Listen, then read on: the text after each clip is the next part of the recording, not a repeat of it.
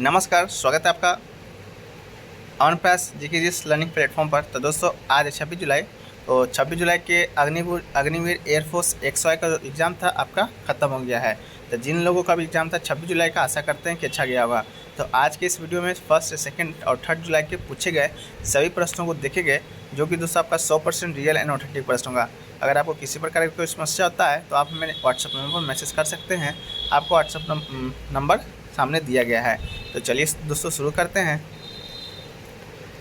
जो आज का जो पहला प्रश्न दोस्तों वह है कि दांडी मार्च कहाँ से कहाँ शुरू किया गया था। तो दोस्तों जो दांडी मार्च है आपका साबरमती आश्रम से 1930 ईस्वी में दांडी नामक एक जगह है, वहाँ तक दोस्तों आपका शुरू किया गया था।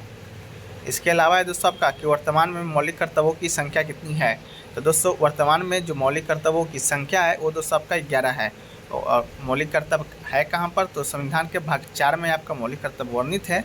बात करें दोस्तों पहले मौलिक कर्तव्य की संख्या कितनी थी, तो दोस्तों पहले मौलिक कर्तव्य की जो संख्या थी वो आपका 10 थी, जब संविधान में जोड़ा गया था 42वें संविधान संशोधन के तहत। तब वर्तमान में पूछा था तो वर्तमान में आपका 11 राइट आंसर होगा। इसके अलावा दोस्तों आपका G7 2021 का जो आपका सम्मेलन है वो कहाँ पर हुआ है। तो दोस्तों बात करें G7 2021 का सम्मेलन का, तो दोस्तों आपका इटली में हुआ है। 2022 में आपका जर्मनी में हुआ था, जिसमें प्रधानमंत्री नरेंद्र मोदी मुख्य अतिथि के रूप में आए थे। तो 2021 में आपका इटली हो जाएगा और 2022 आपका जर्मनी हो जाएगा। इसके अलावा है दोस्तों कि सबसे कम समय में सूर्य का चक्कर लगाने वाला ग्रह कौन सा है। तो दोस्तों सबसे कम समय में सूर्य का ग्रह चक्कर लगाने वाला आपका बुध ग्रह दोस्तों आपका राइट आंसर होगा। इसके अलावा दोस्तों को 2016 के रियो ओलंपिक में भारत ने कितने पदक जीते थे। तो दोस्तों 2016 में रियो में आपका ओलंपिक हुआ था, तो उस समय का पदक दोस्तों पूछा है। तो उस समय दोस्तों भारत ने 2 पदक जीते हैं, जिसमें पीवी सिंधु रजत पदक और साक्षी मलिक ने कुश्ती में कांस्य पदक जीता था। तो 2 आपका राइट आंसर होगा, जिसमें पीवी सिंधु बैडमिंटन और साक्षी मलिक कुश्ती में आपका रजत पदक जीता था। 2022 के ओलंपिक की बात करें तो जो 21 में हुआ था उसमें दोस्तों आपका टोटल 7 पदक भारत ने जीते थे, 48वें स्थान पे आपका थे।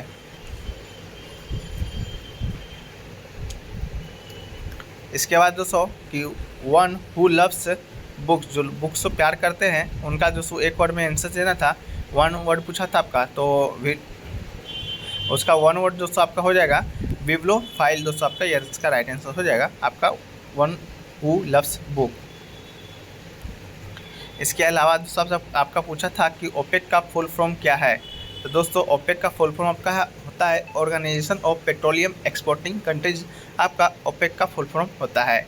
इसके अलावा दोस्तों पूछा था फाटिग्यू का सिनोनिम पूछा था आपका, तो एग्जॉस्ट और हरास दोस्तों आपका फाटिग्यू का सिनोनिम्स होता है, जो कि दोस्तों आपका राइट आंसर था। इसके अलावा दोस्तों आपका पूछा था इलस्ट्रियस का स्पेलिंग एरर पूछा था आपका कि इलस्ट्रियस का सही उत्तर क्या होता है। तो दोस्तों आपका इलस्ट्रियस का इससे सही उत्तर होता है आपका यही होता है। इसके अलावा आपका पूछा था दोस्तों आपका सिनोनिम्स पूछा था आपका पॉन्डर का, तो पॉन्डर का जो सिनोनिम होता है दोस्तों आपका कंसीडर या डिबेट, इसी 2 में से कोई एक ऑप्शन होगा जो कि आपका राइट आंसर होगा। इसके अलावा दोस्तों आपका ऑप्टिमिस्ट का एनोनिम पूछा था, तो इसका आंसर दोस्तों होगा आपका पेसिमिस्टिक, आपका राइट आंसर होगा। इसके अलावा दोस्तों आपसे पूछा था कि 8 बीट किसमें प्रयोग होता है। तो बीट कंप्यूटर की मेमोरी की सबसे छोटी इकाई दोस्तों 8 बीट मिलकर एक बाइट बनता है। तो दोस्तों आपका कंप्यूटर में यूज होता है। बीट को 20 से भी दर्शाया जाता है और बाइट को 20 से दर्शाया जाता है, तो इस बात को दोस्तों आप याद रखिएगा। इसके अलावा है दोस्तों कि बीट डाटा की छोटी इकाई है, जबकि बाइट डाटा की बड़ी इकाई है। बीट में केवल 0 से 1-2 संख्या होती है, जबकि बाइट में सभी संख्या का उपयोग किया जा सकता है। अगला पूछा था कि सविनय आंदोलन कब हुआ था। तो सविनय आंदोलन दोस्तों आपका 12 मार्च 1930 ईस्वी से 6 अप्रैल 1930 ईस्वी को आपका 24 दिन तक आपका दांडी मार्च था। इसके अलावा दोस्तों आपका सविनय अवज्ञा आंदोलन प्रारंभ हुआ था।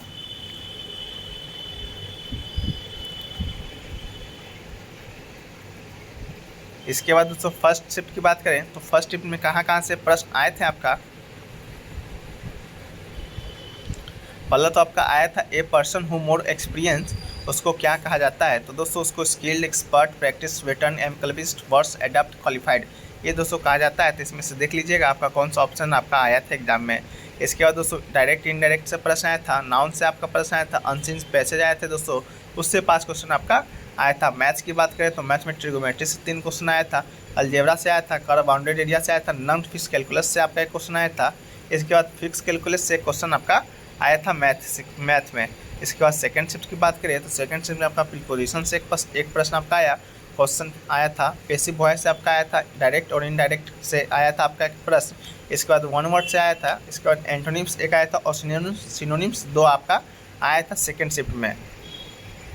इसके बाद बात करें मैथ में, जो कि सेकंड शिफ्ट में प्रश्न आया था उस टॉपिक से, तो परसेंटेज का आया था। इसके बाद चाल दूरी से आया था। इसके बाद 2D से आया था। सभी से 2-2 क्वेश्चन आपका आया था और रीजनिंग से 12-13 क्वेश्चन आपका सेकंड शिफ्ट में पूछे गए थे।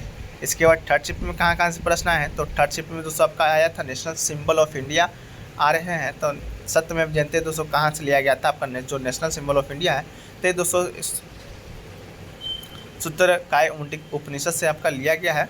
सत्यमेव जयते मुंडको उपनिषद से आपका लिया गया है सत्यमेव जयते। इसके बाद बात कर दोस्तों तो वंदे मातरम कहाँ से लिया गया है, ये भी आपका आया था। तो ये दोस्तों आपका बंकिम चंद्र के द्वारा लिखा गया था। इस गीत को दोस्तों 1882 ईस्वी में उपन्यास आनंद मठ से लिया गया था।